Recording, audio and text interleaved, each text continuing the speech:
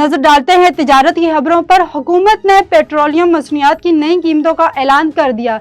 वजारत खजाना की जानिब से जारी नोटिफिकेशन के मुताबिक हाई स्पीड डीजल की कीमत में 12 रुपए 88 पैसे की कमी की गई, जबकि पेट्रोल की कीमत को बरकरार रखा गया है। कीमतों में रद्दोबदल के बाद फी लीटर पेट्रोल की कीमत 264 रुपए 61 पैसे पर मुस्तहकम रही, जबकि हाई स्पीड डीजल की कीमत 272 रुपए 99 पैसे हो गई। स्टेट बैंक ऑफ पाकिस्तान ने बताया कि गुज़श्ता हफ्ते के दौरान ज़र मुबादला के सरकारी ज़खायर में 1 करोड़ 10 लाख डॉलर का इजाफा हुआ है।